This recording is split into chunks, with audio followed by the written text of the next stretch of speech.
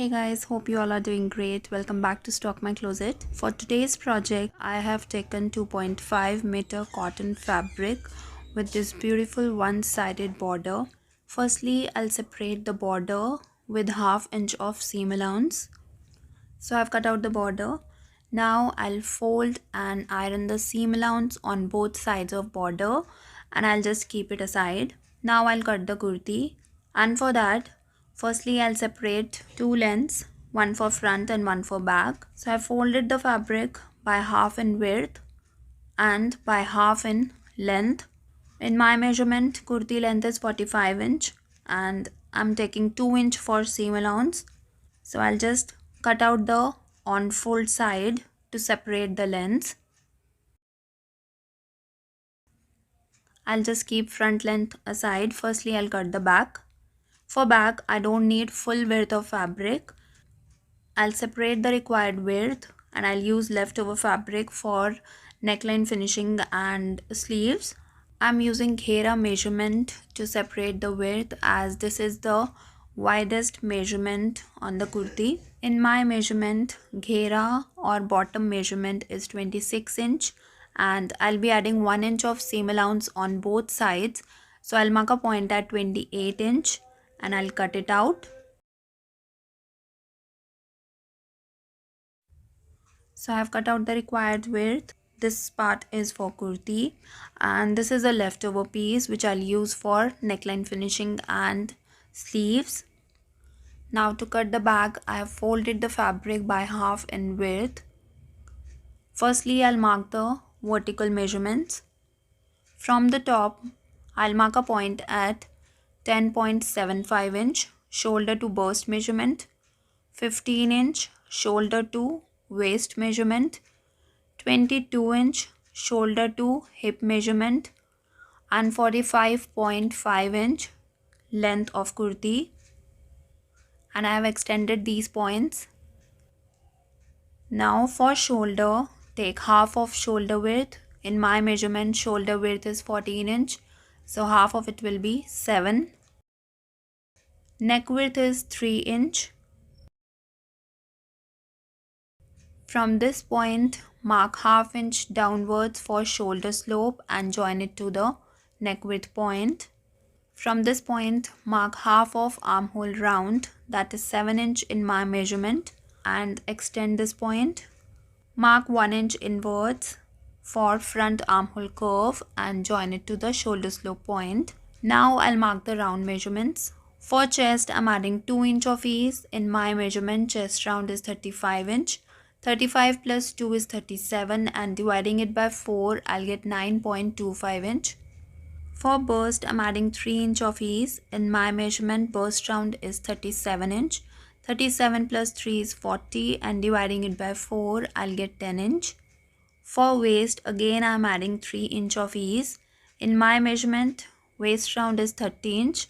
30 plus 3 is 33 and dividing it by 4, I'll get 8.25 inch. For hip, again I'm adding 3 inch of ease. In my measurement, hip round is 38 inch. 38 plus 3 is 41 and dividing it by 4, I'll get 10.25 inch.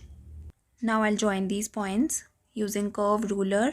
Make slight curve to the pointed shape. Now I'll draw front and back armhole curve. Bottom measurement is 13 inch and I'll join it to the hip point. I've added 1 inch of seam allowance on the slits and 1.5 inch of seam allowance on the chest, burst, waist. So with this, marking of kurti is complete. Now I'll cut it out. So I've cut out the back, now I'll cut the front. For front, I'm taking whole width of fabric. I've folded the fabric by half in width. Now from the on-fold side, mark a point at 6 inch inwards from top to bottom and join these points. This is for gathers. I've added 6 inch. You can change the figure according to your choice. Now taking this as guiding line, place the back like this and I'll cut it out.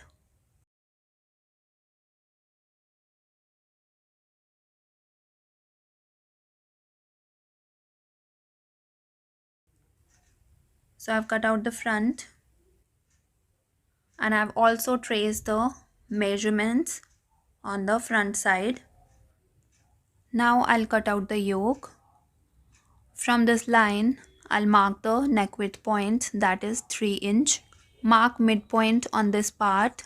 This is 4 inch, so midpoint will be 2 inch. From neck width point, I'll mark neck depth, that is 7 inch. And again from the same neck width point, I'll mark yoke length, that is 14.5 inch. If you measure it straight, it's 14 inch, and from neck width point, it measures 14.5 inch. Now measure from this line to the midpoint. This is 5 inch. Mark the same width from the yoke bottom. Now I'm adding half inch of seam allowance for yoke. So I've added seam allowance. Now I'll cut it out. We don't need this part. This is for gathers. We don't need to add gathers on the yoke. So I'll just cut out the yoke. So here I'm just separating the yoke part. Now I'll recut the yoke. This is the leftover fabric. Fold the fabric by half in width like this. Place the yoke. I'll take around 1.5 inch of seam allowance on the sides and the bottom, and I'll cut out the yoke. So I've cut out the yoke. This on-fold side will be the center of the yoke. Now I'll finish the front neckline on the yoke. I've already marked neck width and the center point, and I'm making V-shaped neckline on the buckram. So I've finished the neckline. I've already shared a detailed video on how to make different kind of necklines. I'll share the link in the description box. You can check it out from there. Now I'll attach the border. I've folded and ironed the seam allowance on both sides of border. And now I'll show you how I'll place the border on the yoke. So I've given angrakha shape with the border, and now I'll make a stitch on both sides of border to secure it. I have pinned up the border so that it stays in place, and now I'm making top stitch on both sides of border to secure it.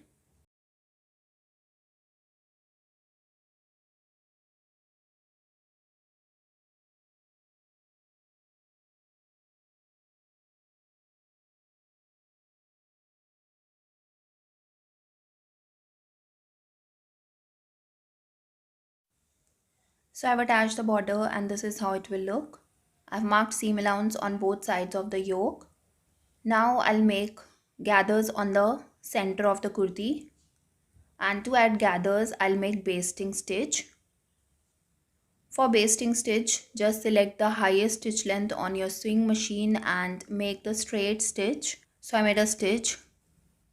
I've cut long tail of thread to pull the gathers. So I've added the gathers. Just take the bobbin thread and pull the thread to add gathers like this, and then adjust gathers according to the required width. Now place the yoke to check the width, and now I'll attach the yoke with the kurti. I've already marked seam allowance on both sides of the yoke. I'll just fold the seam allowance and I'll iron it, and then I'll make the top stitch to secure it with the kurti. So I folded and ironed the seam allowance on all three sides of the yoke and I have pinned it up. Now I'll make a top stitch to secure it.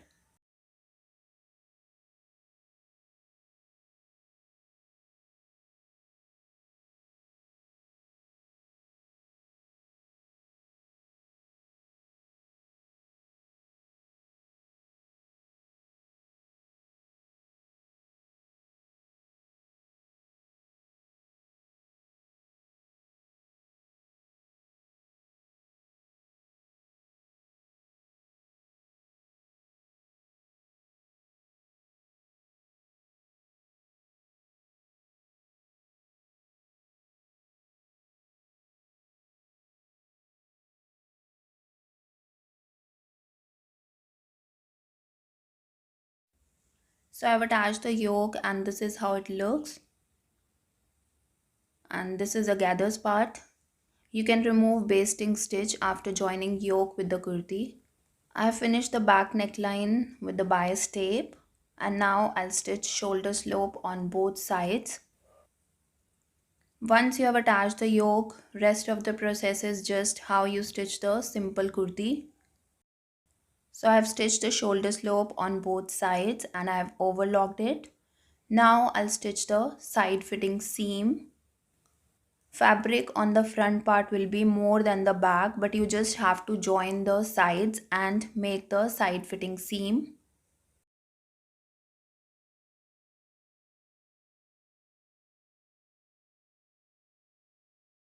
So I've stitched the side fitting seam. Similarly, I'll stitch the side fitting seam on the other side and I'll finish the slits. And with this, my yoke kurti is ready. If you try this pattern, do share with me on social media. Thanks for watching, guys. Hope you like this video. If you do, please give it a thumbs up, share it with your friends and family, and do subscribe my channel for more such videos. And I'll see you soon. Till then, take care. Bye bye.